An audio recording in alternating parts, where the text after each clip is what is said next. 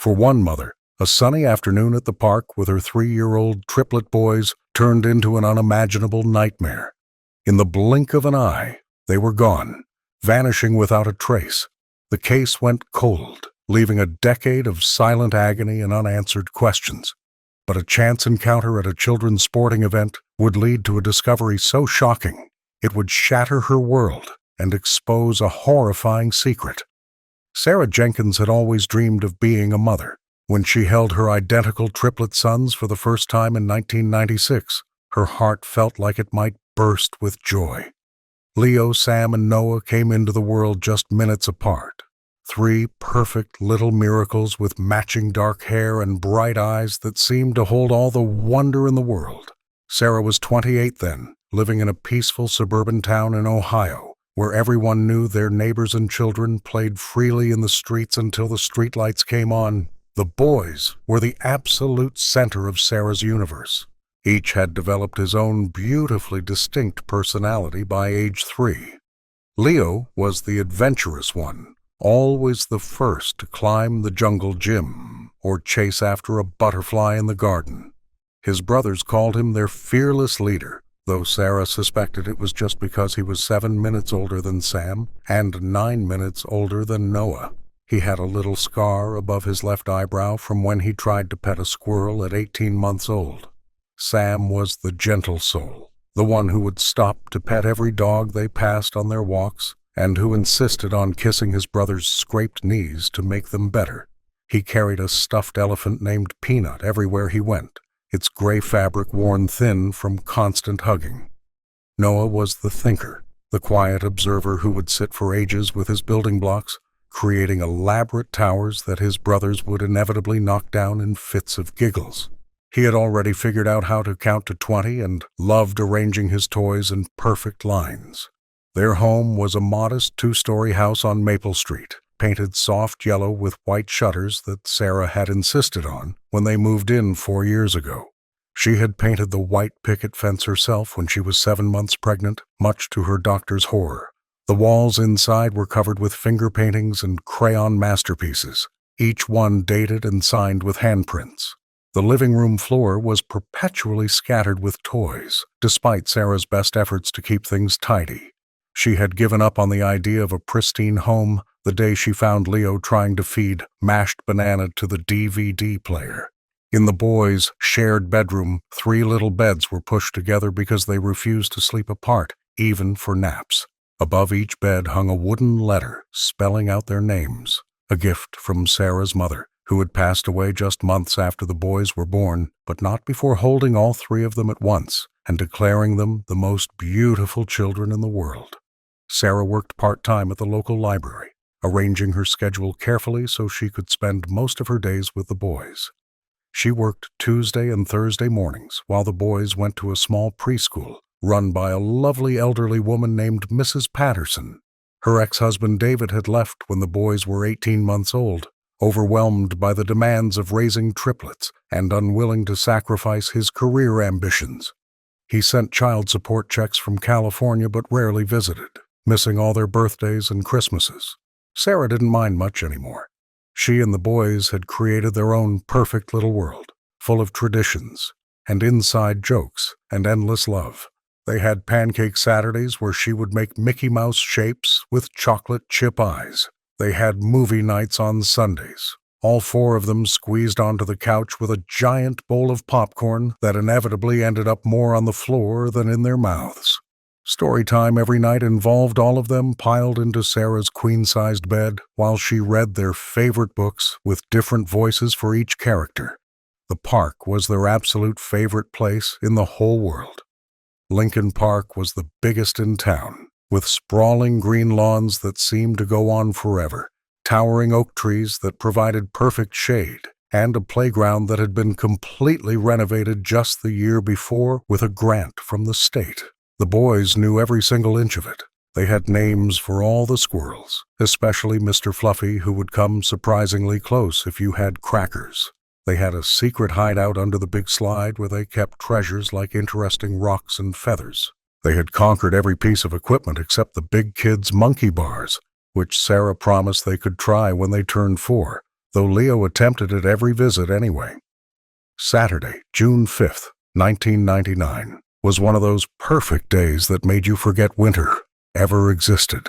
The temperature was a comfortable 75 degrees, with a light breeze that rustled the leaves. Sarah had checked the weather 3 times that morning, excited to spend the whole afternoon at the park. She packed their dinosaur backpack with all their favorite snacks: graham crackers shaped like teddy bears, apple slices she had cut into stars, string cheese, and juice boxes that were impossible to open without making a mess. She also brought wet wipes, Band-Aids, sunscreen, and a change of clothes for each boy, because someone always managed to find mud even on the driest days. The park was busier than she had ever seen it. There was a Little League championship game on the main field, with what seemed like half the town watching. A birthday party was happening at the pavilion, with at least 30 kids and a bounce house. Families were scattered across the lawns having elaborate picnics with blankets and coolers. The playground was packed with children of all ages, their shouts and laughter creating a joyful symphony. Sarah found a bench near the sandbox in the toddler area, grateful it was somewhat separated from the chaos of the bigger kids section.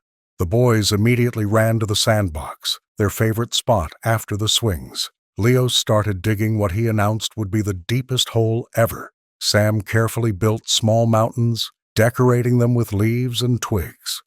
Noah sat at the edge, letting sand run through his fingers, fascinated by how it moved. Sarah watched them from her bench, only 10 feet away, smiling at their concentration. Other parents were scattered around, some pushing babies in swings, others chatting in small groups while keeping half an eye on their children. Everyone was relaxed, enjoying the beautiful Saturday afternoon.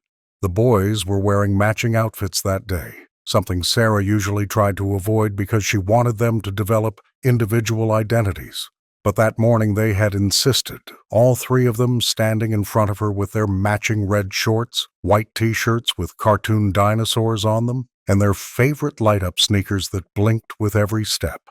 Sarah had given in, secretly charmed by how adorable they looked together. She had even taken a photo of them before they left the house, standing on the front porch with their arms around each other's shoulders, gap-toothed, grins, identical and infectious. Her phone rang at 2:47 p.m.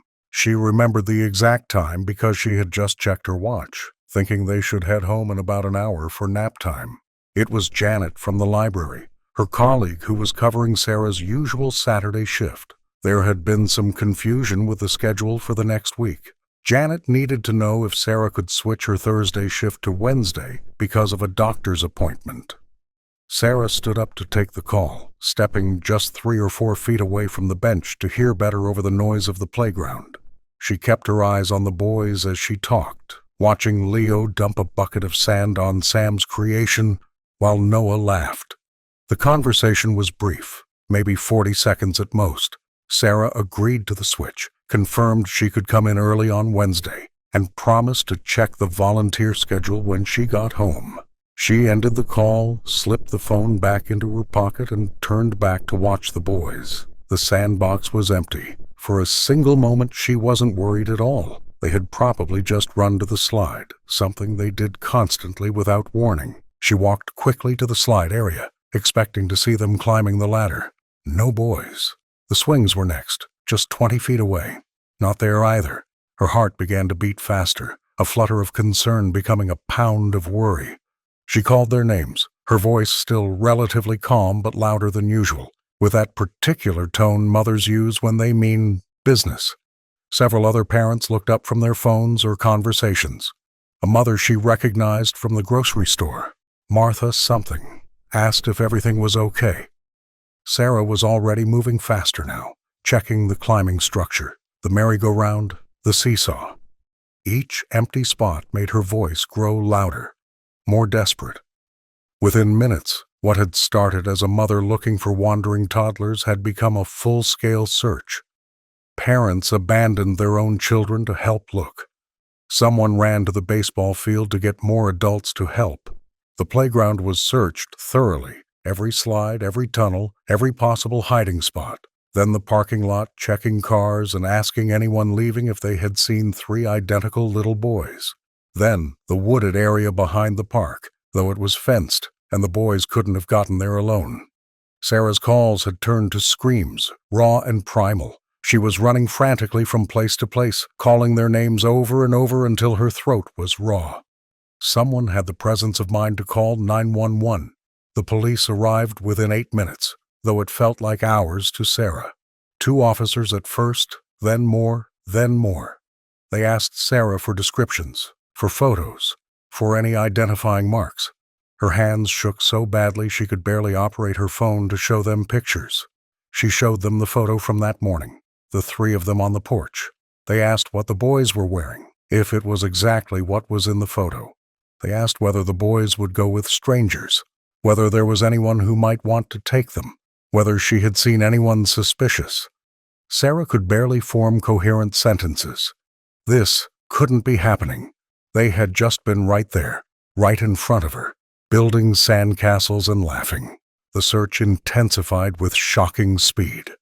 The park was sealed off completely, yellow tape creating a perimeter. Every car leaving the area was stopped and searched. An Amber Alert was issued within 55 minutes, the fastest in the state's history. The boys' pictures were distributed to every law enforcement agency within 500 miles by nightfall. 3 identical faces, 3 identical smiles, 3 identical sets of dimples that Sarah used to kiss every night before bed. The media latched onto the story immediately with an intensity that was both helpful and horrible. Identical triplets vanishing without a trace was unprecedented. A parent's worst nightmare multiplied by 3. By the next morning, news vans lined the entire length of Maple Street. Reporters knocked on doors, interviewed neighbors, broadcast live from the park. Sarah's house became command central, with police officers coming and going, phones ringing constantly, volunteers organizing searches. Sarah's sister Lisa drove in from Columbus. Her brother Michael flew in from Seattle. They tried to make Sarah eat, tried to make her rest, but she couldn't do either.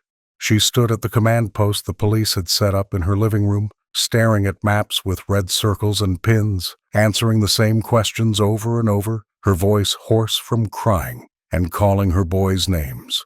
The first 48 hours were crucial, the FBI agent explained when they arrived on day 2. Statistics about recovery rates that Sarah didn't want to hear. They brought in search dogs, beautiful German shepherds who sniffed the boys' pillows and clothes. But the dogs couldn't pick up a trail beyond the sandbox.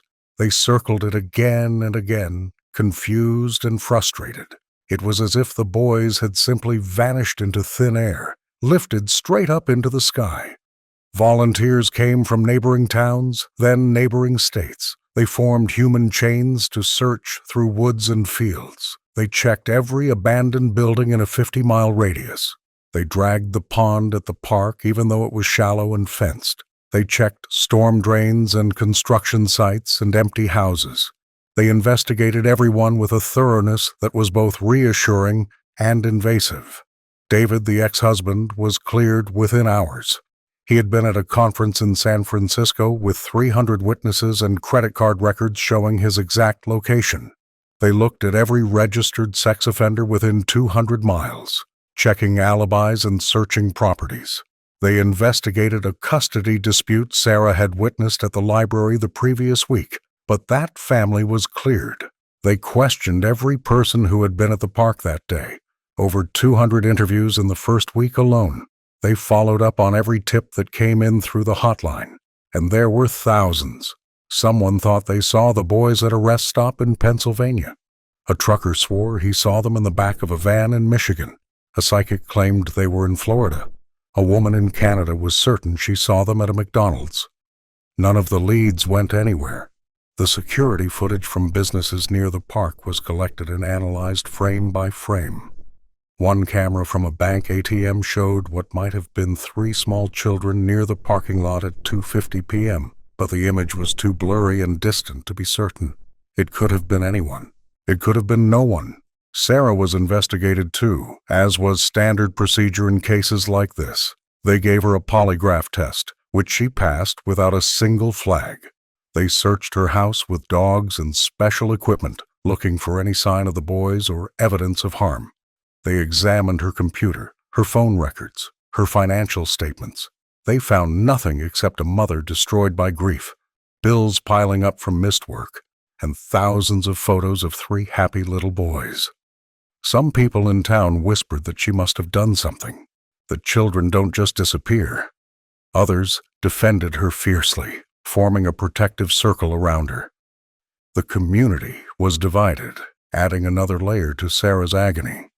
After 2 weeks, the volunteers began to drift away, returning to their own lives and families. After a month, the media moved on to other tragedies, other stories. After 3 months, the FBI scaled back their involvement, leaving just one agent as a liaison. The case was still open, they assured Sarah repeatedly, but there were no new leads to follow. The boys' faces still stared out from missing posters around town, but they began to fade and peel in the weather. Sarah replaced them obsessively, driving around at all hours with a staple gun and fresh posters, putting them on every telephone pole and in every store window that would let her. She quit her job at the library after 6 months. She couldn't bear the pitying looks from patrons, the whispered conversations that stopped abruptly when she walked by, the way mothers held their children a little tighter when they saw her. She rarely left the house except to put up new posters or visit the police station for updates that never came. Detective Mike Harrison, the lead officer on the case, was kind and patient, but she could see in his eyes that hope was fading. Friends tried to help at first, bringing casseroles she wouldn't eat, offering to clean a house she didn't care about, trying to get her to talk to a grief counselor. But what could she say? Her children were gone, not dead because there were no bodies to mourn, not kidnapped because there was no ransom demand or communication, just gone. Erased, vanished. The first birthday without them nearly destroyed her completely. February 15th, 2000. They would have been 4 years old enough for the monkey bars they had wanted to try. She bought 3 cakes anyway from the same bakery where she had ordered their birthday cakes every year. Chocolate with vanilla frosting and dinosaur decorations. She lit 12 candles, 4 for each boy, and sang Happy Birthday in a broken voice to an empty room. The neighbors heard her sobbing and called Sarah's sister, who drove 5 hours through a snowstorm to sit with her, holding her while she cried herself into exhaustion. Years passed in a blur of grief and desperate, stubborn hope. Sarah kept their room exactly as it had been that June morning. Their pajamas were still on the floor where they had dropped them. Their toys waited patiently for their return.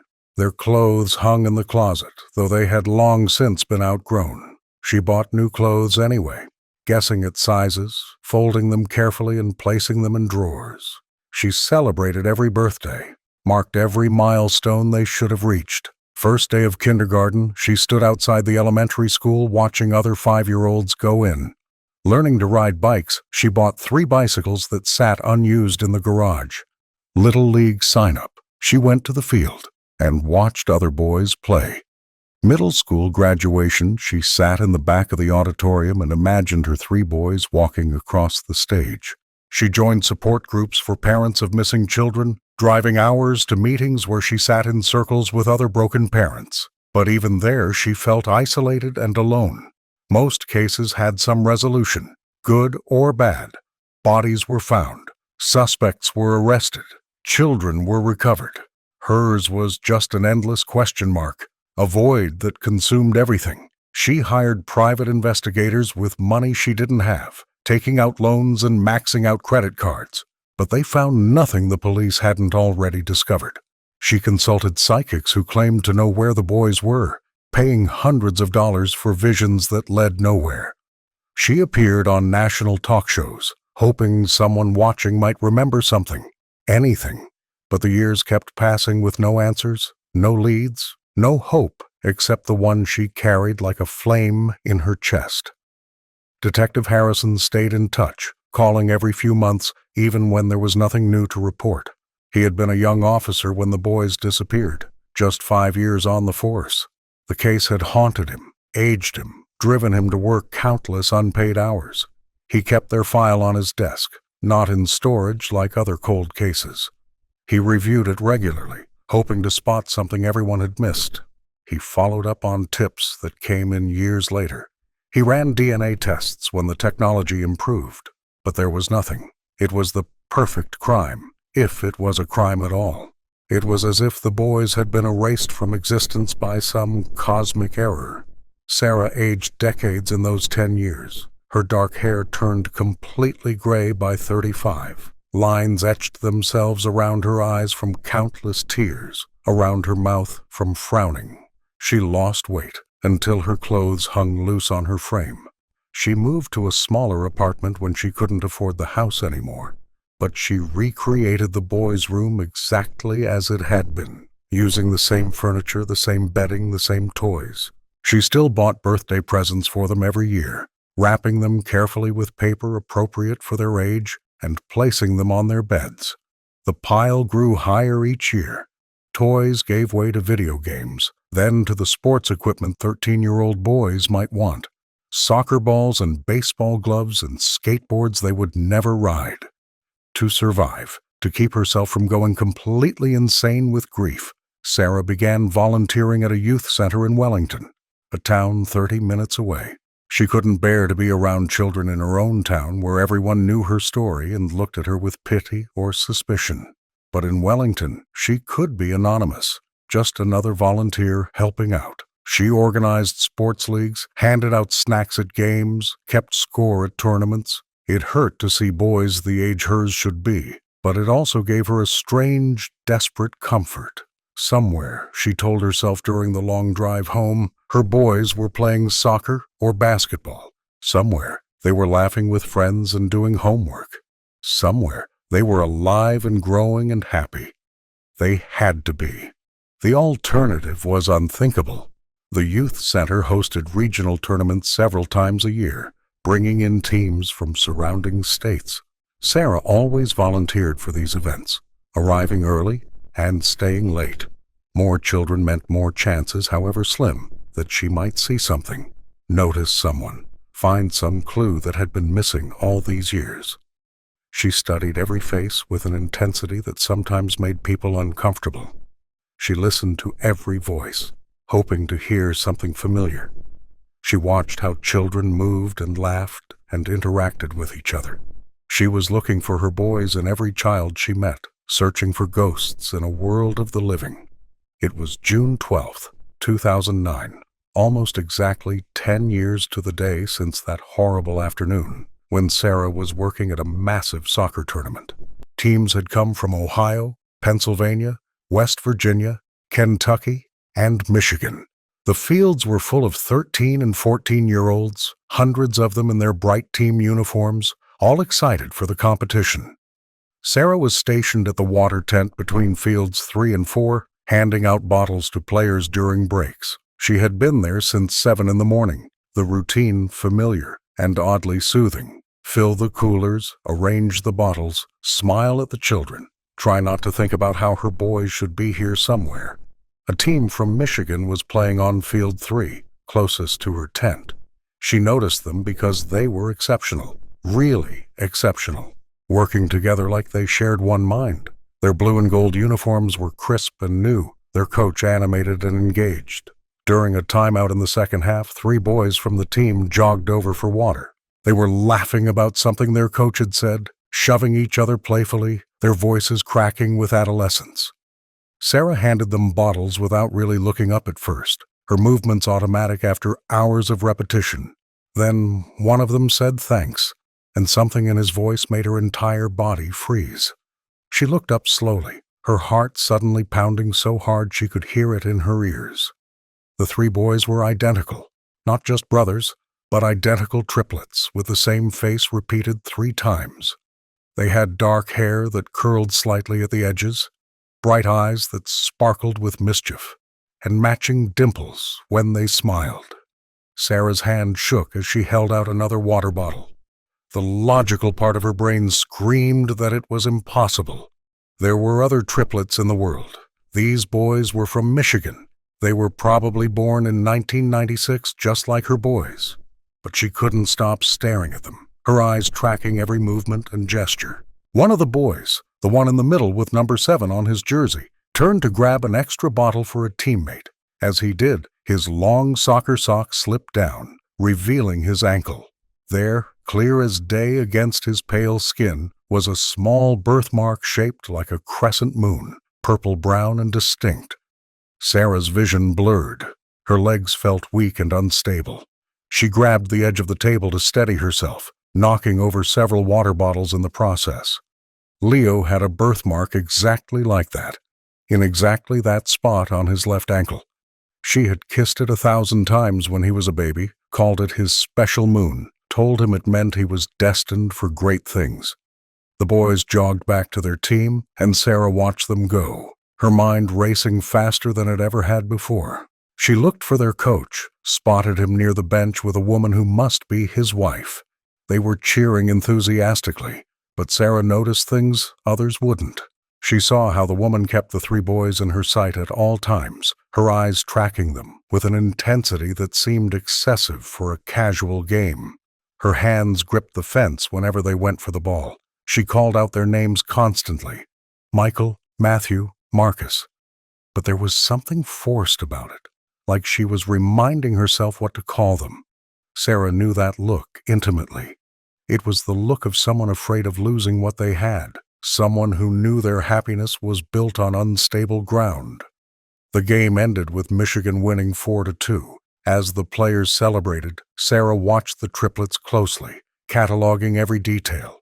The way they moved in sync without trying. The way the one on the left always stood slightly ahead of his brothers, taking the lead just like Leo used to do.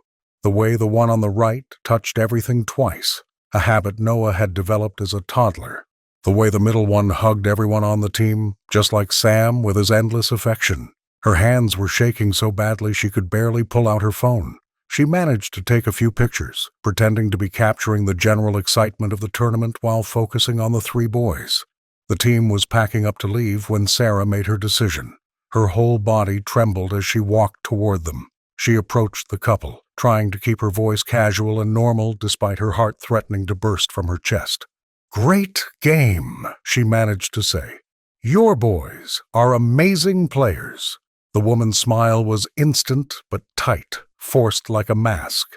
"Thank you," she said quickly, already starting to turn away, her hand reaching for the boys. But the man seemed friendlier, more relaxed. "They've been playing together since they were little," he said proudly. "Perfect teamwork when you're triplets." Sarah pushed forward, ignoring every social cue to leave them alone. "Triplets are so rare," she said, her voice getting stronger. "I knew a set once." The woman's face went completely pale, all color draining away. "We need to go," she said urgently, grabbing her husband's arm hard enough to leave marks. "The boys are tired. We have a long drive." But Sarah saw it then, the flash of pure fear in the woman's eyes, the recognition that Sarah wasn't just making small talk. "Wait," Sarah said, her voice stronger now, almost demanding. The woman was already walking away rapidly, calling to the boys to hurry up, her voice high and panicked. Sarah followed them to the parking lot, staying far enough back not to be obvious, but close enough to see their license plate. Michigan tags BGH 4739. She wrote it down with shaking hands, then immediately called Detective Harrison, who answered on the second ring. "Mike," she said when he answered, her voice breaking completely. "I found them. I found my boys. I'm watching them right now. They're alive. They're here. They're getting into a blue van." The detective told her to stay calm, to not approach them again, to let him handle it. But how could she stay calm? Her boys were right there, 100 feet away, loading soccer bags into a van with strangers who had stolen 10 years of their lives. Every instinct screamed at her to run to them, to grab them, to never let them go again. But she forced herself to stay still, to watch as the van pulled away, taking her children with it once more. The license plate burned into her memory. Detective Harrison worked with a speed and efficiency that came from 10 years of preparation. The license plate led to an address in suburban Detroit within hours. The names were Carol and David Brennan. They had 3 sons named Michael, Matthew, and Marcus. allegedly born in February 1996, except there were no birth certificates for those boys in Michigan hospitals, no early medical records, no documentation before 1999. The paper trail only went back 10 years, right around the time the boys had disappeared. Red flags everywhere once you knew where to look. Within 24 hours, Detective Harrison had coordinated with Michigan State Police, the FBI, and Ohio investigators. They had enough for a warrant based on the suspicious documentation and Sarah's identification of the birthmark. The operation was planned for dawn, when the family would all be home. Sarah wasn't allowed to go, but she waited at the police station, pacing the small conference room, wearing a path in the carpet. She had been awake for 36 hours straight, running on adrenaline and desperate hope. The call came at 7:43 a.m. They had the boys. They had the people who took them. After 10 years of emptiness, it was over. The truth, when it came out through interrogations and investigations, was both simple and horrible. Carol Brennan, formerly Carol Hubbard, had been at Lincoln Park that day in 1999. She was visiting her sister who lived just 3 blocks from the park. She had seen the triplets playing in the sandbox while walking past. She had watched Sarah for 20 minutes, noticing she was alone with them. She saw Sarah step away to take her phone call. It had been a moment of opportunity that she claimed she couldn't resist, a moment of madness that changed everything. Carol had struggled with infertility for 7 years. She had lost pregnancy after pregnancy, 6 in total, each loss driving her deeper into depression and desperation. Her marriage to David was falling apart under the strain. She had been in therapy but stopped going. When she saw those 3 beautiful boys playing alone for just that moment, something in her mind snapped completely. She approached them quickly but calmly, told them their mommy had asked her to bring them to get ice cream as a special surprise. The boys, trusting and excited about ice cream, had gone with her willingly. She had walked them calmly to her car, buckled them into car seats she happened to have from her sister's children, and driven away. The whole thing had taken less than 90 seconds. By the time Sarah looked back at the sandbox, Carol was already turning onto the highway. Carol and David had left town that very day, telling Carol's sister there was a family emergency back in Michigan. They had already been planning to move for David's job, so no one questioned the sudden departure. They had created new identities for the boys using forged documents David obtained through connections at his work. They homeschooled them for the first 3 years, telling neighbors the boys were shy and needed special attention. Then they enrolled them in school with the forged documents, a new school each year for the first few years to avoid too many questions. They told the boys that their biological parents had died in a car accident when they were babies, that they had adopted them from foster care. The boys, so young when they were taken, had no clear memories of their real life. They believed the only parents they could remember. The confrontation at the soccer tournament had sent Carol into a complete panic. She had wanted to run immediately, to pack up and disappear again. But David had convinced her they were safe, that the woman at the tournament couldn't possibly know anything after all this time. He had been wrong. Sarah's maternal instinct had been stronger than any logic. The birthmark had been the final proof. But DNA tests confirmed what she already knew with absolute certainty. Michael, Matthew, and Marcus were Leo, Sam, and Noah Jenkins, stolen 10 years ago, and living a lie ever since. The reunion was not the joyful moment Sarah had imagined 10,000 times. The boys didn't remember her at all. To them, she was a stranger claiming to be their mother, while the only parents they knew were being arrested in front of them. They were confused, angry, scared, and hostile. They defended the Brennans, insisted there was a mistake, refused to believe the truth even when shown their own missing posters. Child psychologists were brought in immediately. The process would be slow and painful, they warned Sarah. The boys had been living a lie, but it was the only truth they knew. Trust would have to be rebuilt from absolutely nothing. Memories might never fully return. But Sarah finally had her answer after 10 years of questions.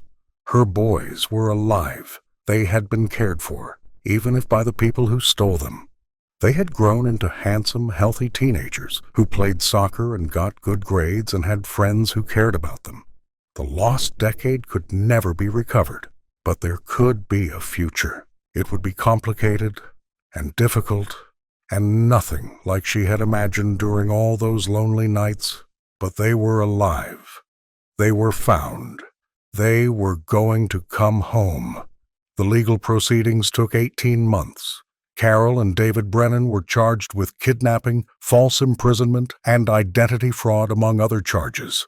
Carol underwent extensive psychiatric evaluation and was found to have been suffering from severe mental illness, exacerbated by her fertility struggles and losses.